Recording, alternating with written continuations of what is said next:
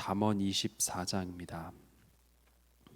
1절에서 22절까지. 잠언 24장 1절에서 22절 함께 읽겠습니다. 너는 악인의 형통함을 부러워하지 말며 그와 함께 있으려고 하지도 말지어다. 그들의 마음은 강포를 품고 그들의 입술은 재앙을 말함이니라. 집은 지혜로 말미암아 건축되고 명철로 말미암아 견고하게 되며 또 방들은 지식으로 말미암아 각종 귀하고 아름다운 보배로 채우게 되느니라. 지혜 있는 자는 강하고 지식이 있는 자는 힘을 더하나니 너는 전략으로 싸우라. 승리는 지략이 많음에 있느니라. 지혜는 너무 높아서 미련한 자가 미치지 못할 것이므로 그는 성문에서 입을 열지 못하느니라. 악행하기를 꾀하는 자를 일컬어 사악한 자라 하느니라. 미련한 자의 생각은 죄요 거만한 자는 사람에게 미움을 받느니라. 내가 만일 환난 날에 낙담하면 내 힘이 미약함을 보임이니라. 너는 사망으로 끌려가는 자를 건져주며 사륙을 당하게 된 자를 구원하지 아니하려고 하지 말라. 내가 말하기를 나는 그것을 알지 못하였노라 할지라도 마음을 저울질 하시는 이가 어찌 통찰하지 못하시겠으며 내 영혼을 지키시는 이가 어찌 알지 못하시겠느냐. 그가 각 사람의 행위대로 보응하시리라. 내 아들아 꿀을 먹으라. 이것이 좋으니라.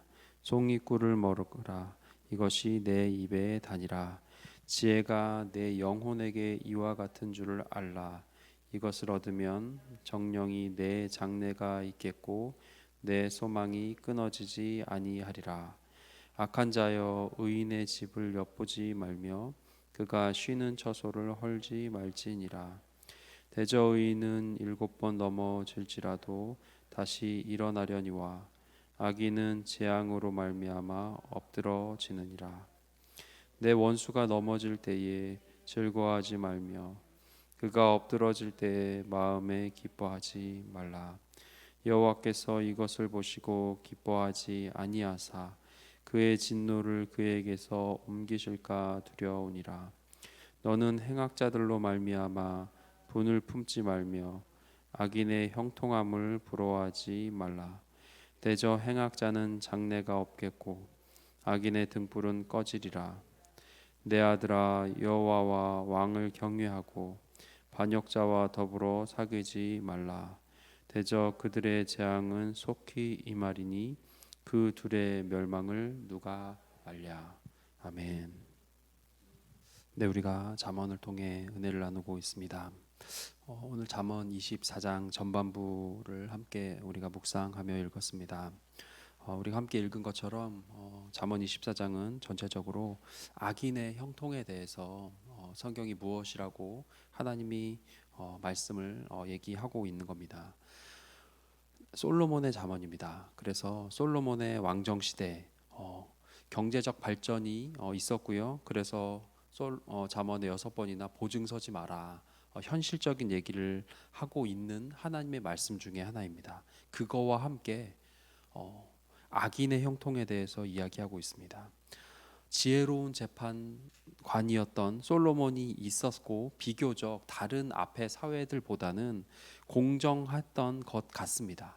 근데 그럴지라도 사람들이 볼 때에 악인의 형통, 불공정한 것 같은 시대의 모습이 이때도 있었다는 것이죠.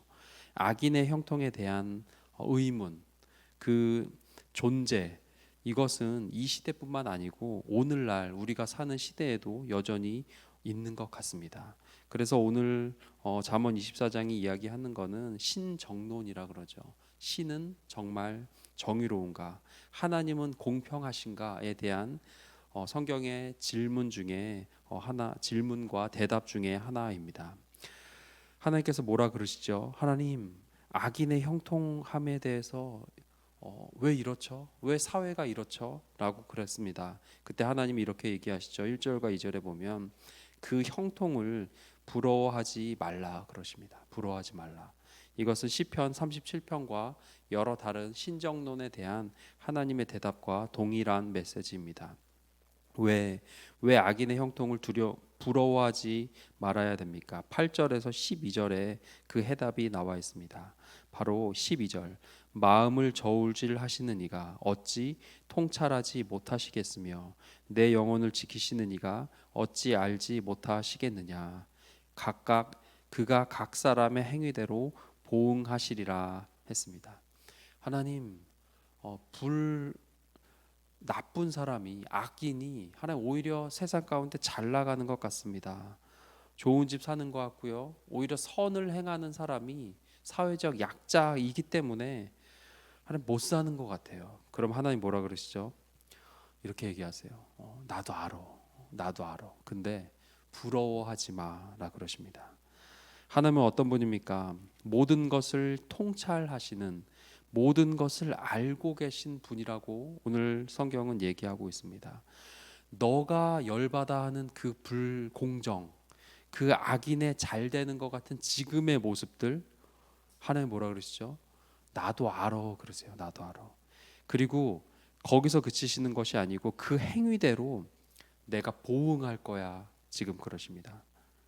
19절에서 22절에 보면 동일한 말씀을 전반부와 동일한 말씀을 하며 마무리됩니다. 다시 한번 악인의 형통을 부러워하지 말라 그러십니다.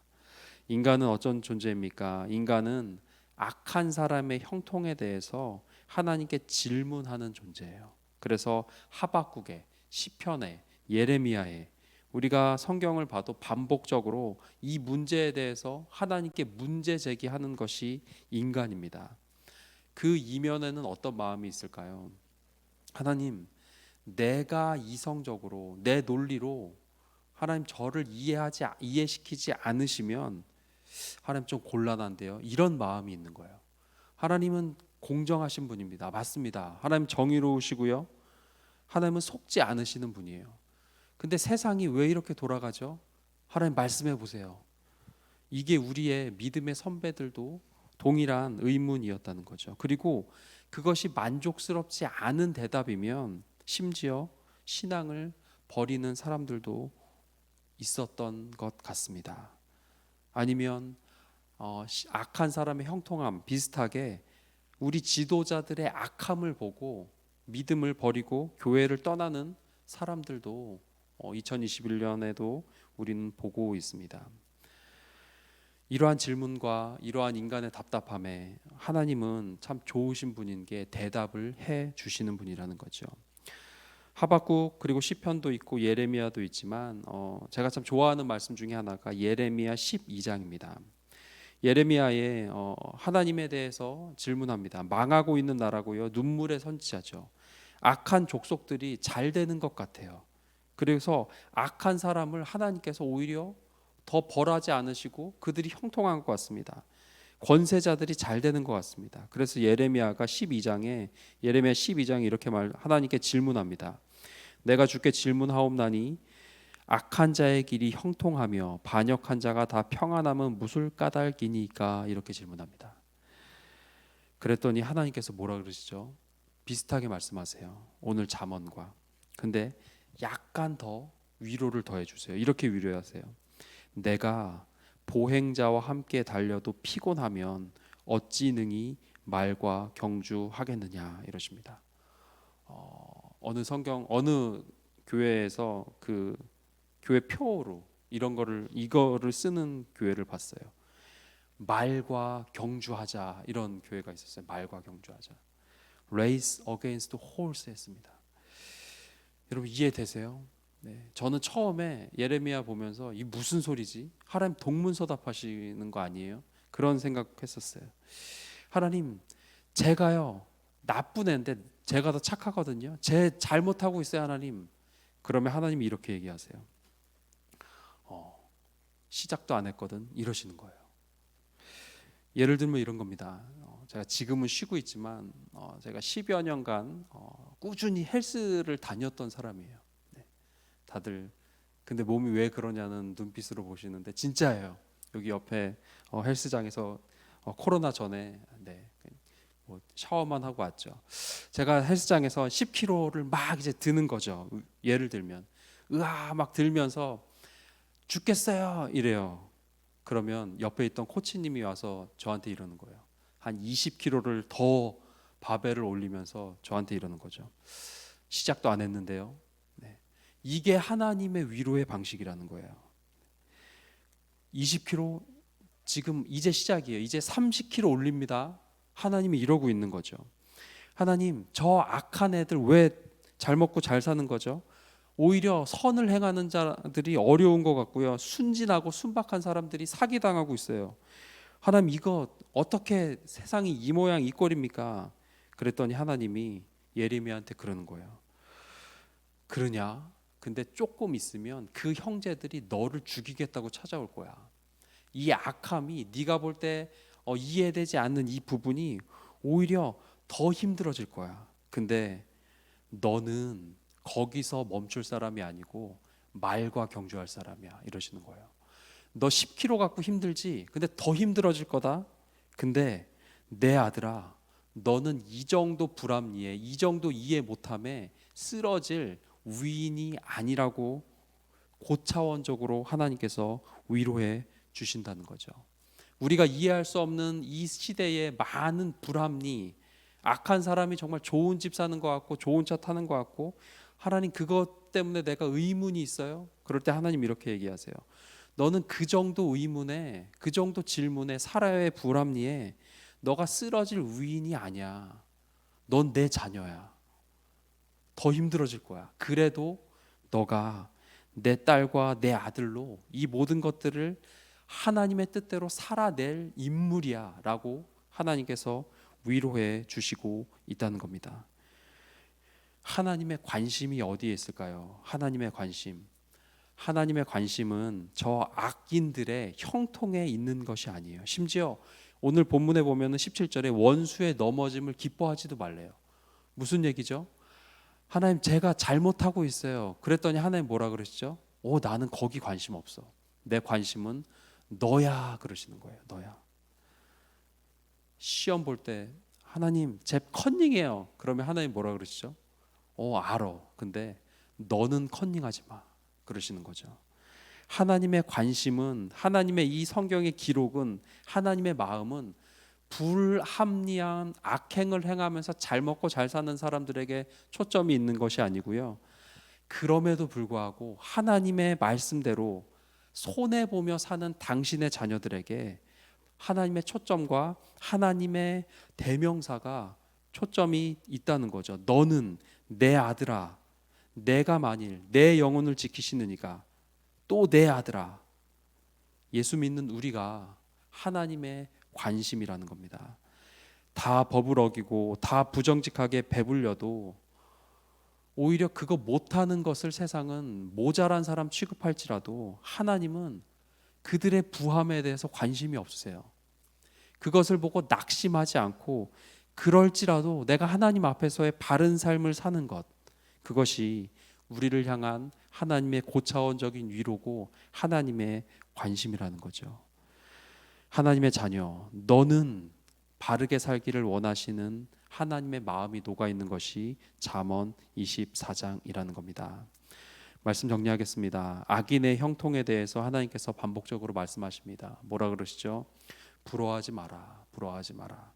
내가 안다. 나는 속지 않는다.